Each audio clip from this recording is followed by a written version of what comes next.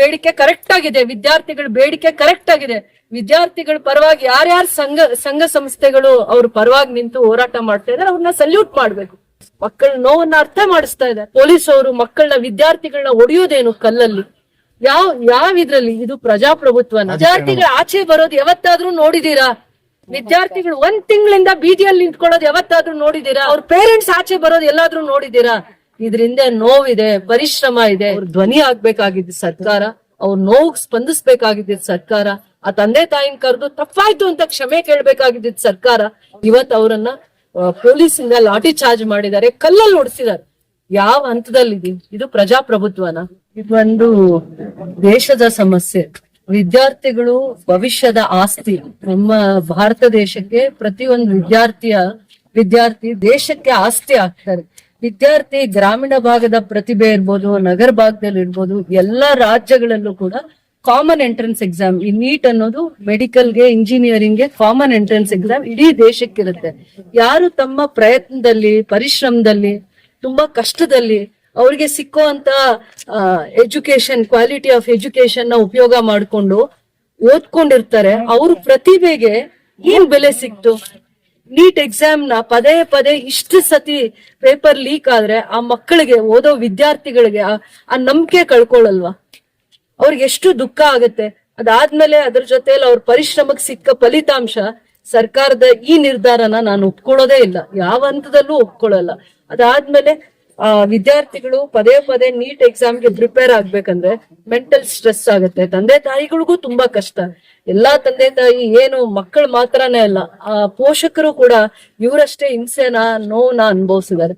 ಅದರ ಜೊತೆಯಲ್ಲಿ 20 ವಿದ್ಯಾರ್ಥಿಗಳು ಆ ದೇಶಕ್ಕೆ, ಯಾವುದೇ ಒಂದ್ ದೇಶ ಎಜುಕೇಶನ್ಗೆ ಇಷ್ಟು ಮಹತ್ವ ಕೊಡ್ತೀವಿ, ಆ ವಿದ್ಯಾರ್ಥಿಗಳನ್ನ ಕಳ್ಕೊಂತೀವಿ ಅಂತಂದ್ರೆ 20 ಜನ ವಿದ್ಯಾರ್ಥಿಗಳನ್ನ ನೀಟ್ ಎಕ್ಸಾಮ್ ಬರ್ದಿರೋರು, ಆ ಮೆಂಟಲಿ ಆ ಮಕ್ಕಳಿಗೆ ಎಷ್ಟು ಸ್ಟ್ರೆಸ್ ಆಗಿದೆ, ಎಷ್ಟು ಮಾನಸಿಕವಾಗಿ ಅವ್ರಿಗೆ ಒತ್ತಡ ಆಗಿದೆ. ನಾವ್ ಏನ್ ಪರಿಸ್ಥಿತಿಯಲ್ಲಿ ಆ ಮಕ್ಕಳನ್ನ ಇಟ್ಟಿದೀವಿ. ಯಾವುದೇ ಸರ್ಕಾರ ಆಗ್ಲಿ ತಪ್ಪಾಗಿರುವಂತ ನಿರ್ಧಾರಗಳು ತಗೊಂಡಿದ್ದಾರೆ.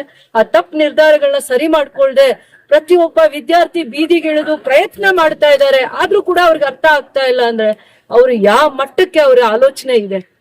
ಯಾರು ಕಾಮನ್ ಪೀಪಲ್ ವಾಯ್ಸ್ ಆಗ್ಬೇಕು. ಯಾವುದೇ ಸರ್ಕಾರ ಪ್ರತಿಯೊಬ್ಬ ಬಡವರು, ವಿದ್ಯಾರ್ಥಿಗಳು, ಓದಿರುವಂತ ವಿದ್ಯಾವಂತರ ವಾಯ್ಸ್ ಆಗ್ಬೇಕು. ರೈತರು, ಬಡವರಿಗೆ ಅವರ ಧ್ವನಿ ಆಗುವಂತ ಸರ್ಕಾರ ಆಗ್ಬೇಕು. ಯಾರ್ ಧ್ವನಿ ಆಗಿರುವಂತ ಸರ್ಕಾರ ಎದ್ದು ಕಾಣ್ತಾ ಇದೆ? ನೀವ್ ಯೋಚನೆ ಮಾಡಿ. ಯಾರನ್ನ ಅರೆಸ್ಟ್ ಮಾಡಿದ್ದಾರೆ, ಜನಗಳ ಬಗ್ಗೆ, ವಿದ್ಯಾರ್ಥಿಗಳ ಬಗ್ಗೆ, ಬಡವ್ರ ಬಗ್ಗೆ ಯಾರ್ ಕಳ್ಕಳಿ ಇರುತ್ತೋ ಅವ್ರ ಬೀದಿಗೆ ಬರ್ತಾರೆ, ಮಾತಾಡ್ತಾರೆ, ಅವ್ರ ಧ್ವನಿಯಾಗಿ ನಿಂತ್ಕೋತಾರೆ. ಅದು ವಿಚಾರ ಅಲ್ಲ. ನಮ್ ದೇಶದಲ್ಲಿ 20 ಜನ ವಿದ್ಯಾರ್ಥಿಗಳು, ಓದೋ ಅಂತ ಪ್ರತಿಭಾವಂತ ವಿದ್ಯಾರ್ಥಿಗಳು ಅವ್ರ ಜೀವನ ಕಳ್ಕೊಂಡಿದಾರಲ್ಲ. ತಂದೆ ತಾಯಿ ಎಷ್ಟು ಕನ್ಸಿಟ್ಕೊಂಡಿರ್ತಾರ ಆ ಮಕ್ಕಳ ಬಗ್ಗೆ.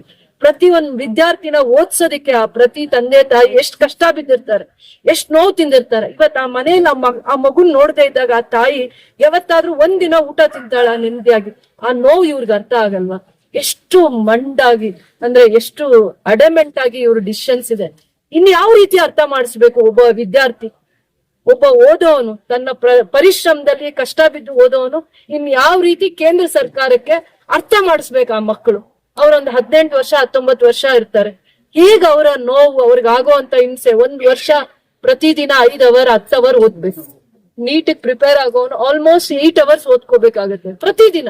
ಓದಿ ಅದನ್ನು ಎಕ್ಸಾಮ್ಸ್ ಬರೆಯುವಾಗ ಎಷ್ಟೋ ಸತಿ 1 ಮಾರ್ಕ್ಸ್ ಅಲ್ಲಿ ರ್ಯಾಂಕ್ ಎಲ್ಲ ಮಿಸ್ ಆಗುತ್ತೆ. ಆ ಮಕ್ಕಳಿಗೆ ಏನು ನ್ಯಾಯ ಸಿಗ್ಲಿಲ್ಲ.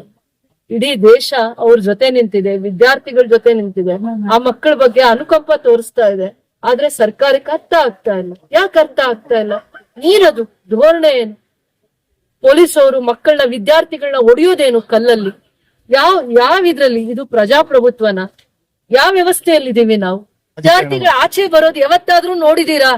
ವಿದ್ಯಾರ್ಥಿಗಳು 1 ತಿಂಗಳಿಂದ ಬೀದಿಯಲ್ಲಿ ನಿಂತ್ಕೊಳ್ಳೋದು ಯಾವತ್ತಾದ್ರೂ ನೋಡಿದೀರಾ? ಅವ್ರ ಪೇರೆಂಟ್ಸ್ ಆಚೆ ಬರೋದು ಎಲ್ಲಾದ್ರೂ ನೋಡಿದೀರಾ? ಇದ್ರಿಂದ ನೋವಿದೆ, ಪರಿಶ್ರಮ ಇದೆ. ಅವ್ರು ಓದಿರೋದಕ್ಕೆ ಬೆಲೆ ಕೊಡ್ಲಿಲ್ಲ. ಅವ್ರ ಪರಿಶ್ರಮಕ್ಕೆ, ಅವ್ರ ನೋವಿಗೆ ನೀವ್ ಯಾವ್ದೇ ರೀತಿ ನ್ಯಾಯ ಕೊಡ್ಲಿಲ್ಲ.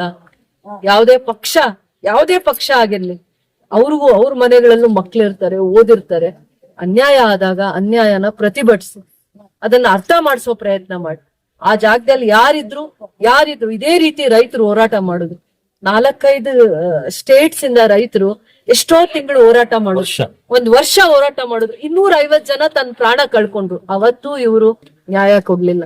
ಯಾಕೆ ಅವ್ರಿಗೆ ಆ ಧೈರ್ಯ ಯೋಚನೆ ಮಾಡಿ? ಇವತ್ ಮಕ್ಕಳು 20 ಜನ ದೇಶದ ಆಸ್ತಿ, ಎಲ್ಲಾ ವಿದ್ಯಾವಂತ ಮಕ್ಕಳು ದೇಶಕ್ಕೆ ಆಸ್ತಿ, ಅವ್ರನ್ನ ಇವತ್ ನಾವು ಕಳ್ಕೊಂಡಿದೀವಿ.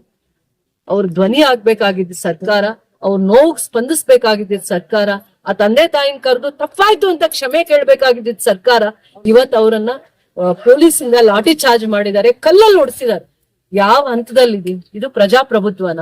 ಮಕ್ಕಳ ಬೇಡಿಕೆ ಕರೆಕ್ಟ್ ಆಗಿದೆ, ವಿದ್ಯಾರ್ಥಿಗಳ ಬೇಡಿಕೆ ಕರೆಕ್ಟ್ ಆಗಿದೆ.